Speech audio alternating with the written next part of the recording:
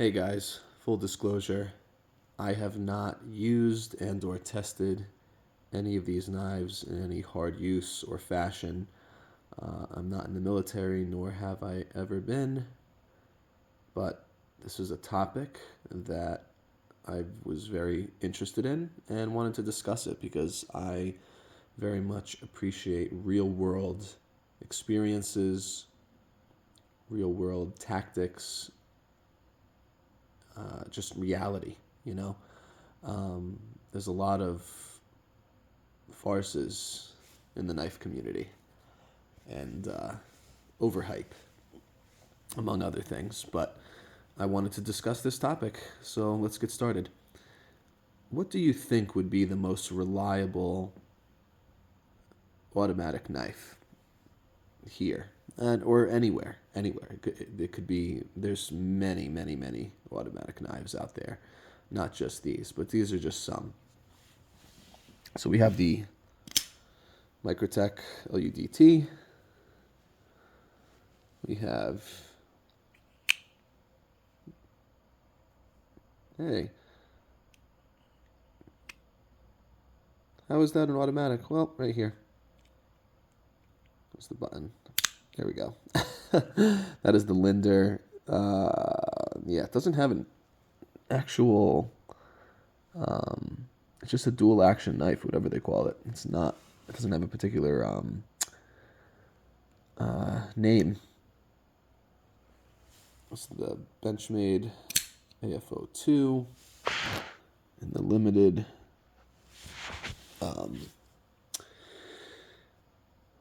gray aluminum Microtech Ultratech. In that also limited back in 2016,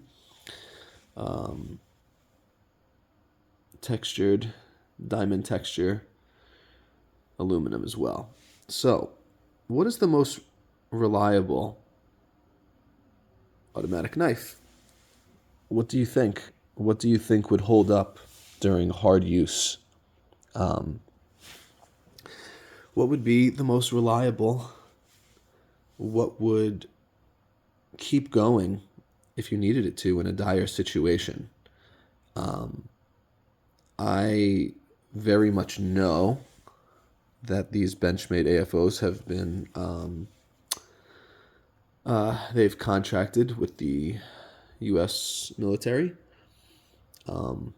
So they do issue I do believe they issue those, maybe to certain branches, but I do know that they use them for that. This is just a cheap, German made.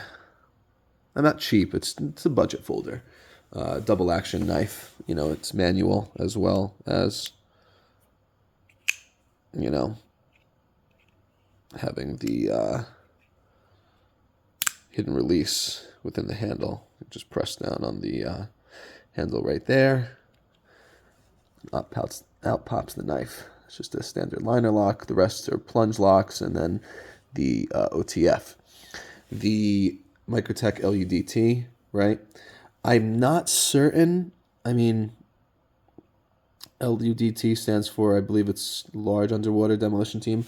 I think Tony Marfione created these for the military, or maybe the SEALs. I'm not certain. I forget. But those may have been issued to the military as well. I'm not certain. I really don't know. And then, pardon me, I got some hiccups. And then OTF knives. Okay. So, what would hold up? I'm curious. What are your thoughts? I have actually heard and watched videos of not just one, but a couple people who have said that these springs have broken in these LUDTs. Now, to me, that's concerning. I don't know how often they were playing with it, but I don't think that they were beating on it and they were pounding it and through 2x4s and other things. They didn't seem to be doing anything unreasonable with it. So I don't know what type of springs they're using that they would be breaking. I just don't know. But I've heard several people say the same thing. So to me, that seems to be a Microtech issue with their springs that they're ordering or making or wherever they're getting them from. The double actions, I mean, there's many. There's this Linder. There's, if you want to go high end, there's the old fashioned Matt Diskin. What a double action. What was the name of that? That old one. Very beautiful piece. Can't remember. Doesn't matter. There's Microtech did have a double action of some kind years ago. Trying to think of some other double actions. Matt Diskin actually, he made two different types of double actions. For the life of me, I can't remember either of the model names to those. So, not a big deal. Reliability goes, I've never heard otherwise as far as them being unreliable. I mean, let's be honest, guys. Most people collect these because they like to collect automatic knives. They don't go out and hard use them. They don't go out in dire situations that they'll need to use these where their life depended on it. But some people do, and that's the question. What do you think would be most reliable? Excuse me. The OTFs, especially the Microtechs, from what I have seen, I'll say the older ones. I'm not going to speak on the newer ones. The Z0 Blade Play, ZBT or something like that. These have been around for quite a while, over 20 years. I think Tony Marfione started the company back in 94. So, oh wow, actually, was it 94? Yeah, no, for some reason I was thinking 2004. No, 94, so over 30 years.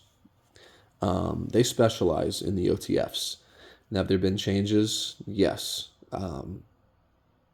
Lots of things have changed with these OTF knives. Some have been critical, others have been perfectly fine with the way the direction of the company has been going. But, these knives have held up from what I have seen. They do have safety mechanisms built into them to where if you were opening the knife and the blade punctured your skin or something of that nature, it wouldn't obviously go directly through you. That's ridiculous. But it might puncture you and cut you.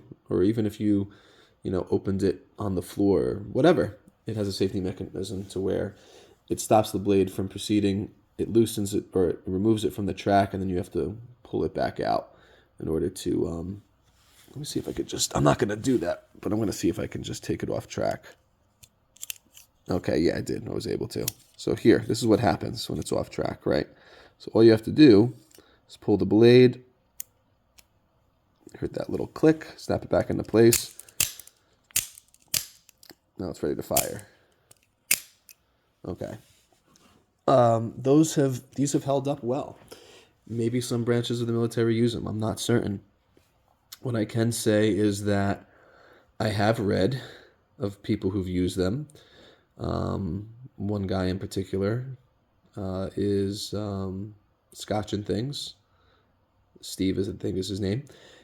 That these have failed under normal circumstances of carrying when you're carrying them for work purposes. So if you're in a very dusty environment, let's just say you're a concrete worker, you're in construction, or maybe you work on a farm and there's dust and debris from hay, things like that these can get gunked up. And I mean, yes, you can dump, not dump, you can pour oil down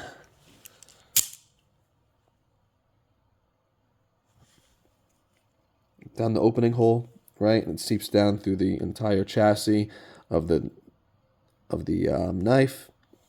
And then I think you let it sit overnight, maybe blow it out with compressed air, and it should be able to open and close just fine after that. But the point is, if you're just carrying that in your pocket and it's failing because of dust and debris, I mean, that's, if you needed to use it in a life-threatening situation, that's something I would be concerned about. There's a lot of, these hiccups. I'm sorry, guys.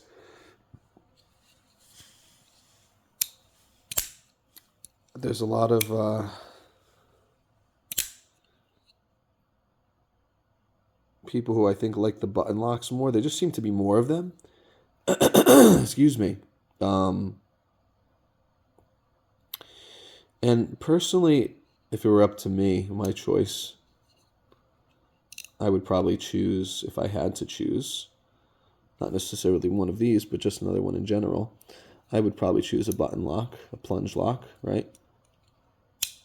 It's just, I think it's easier to maintain, right? If you needed to change out the spring, it would be easier to do so. I mean, these utilize,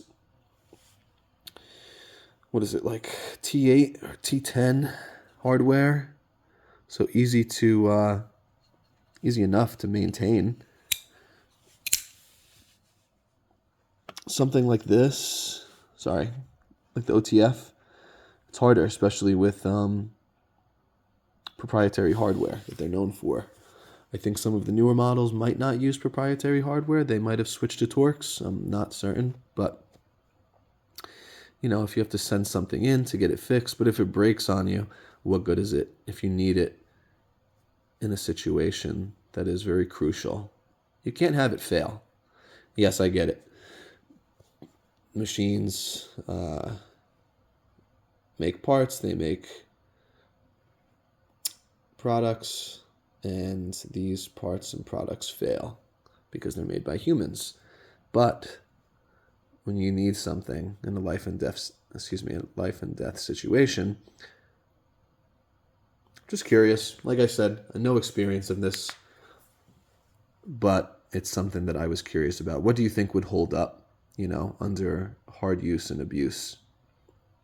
What do you think would work for you no matter what, that it would just function each and every time you open it, each and every time you pull it out, and there wouldn't be any issues?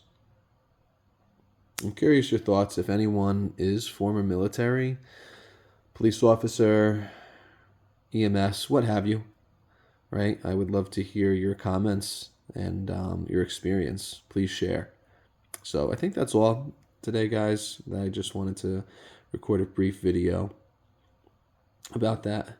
But I definitely, like I said, I definitely think something like the button lock would be easier to maintain, easier to clean out, rather than something with proprietary hardware. Not just that, something that's just enclosed, such as this. And it's, I believe it would be harder to maintain that way. But this is just a simpler design, simpler everything, in my opinion. And simple is still very important in this day and age. Anyway, thanks for watching, guys. Have a good day.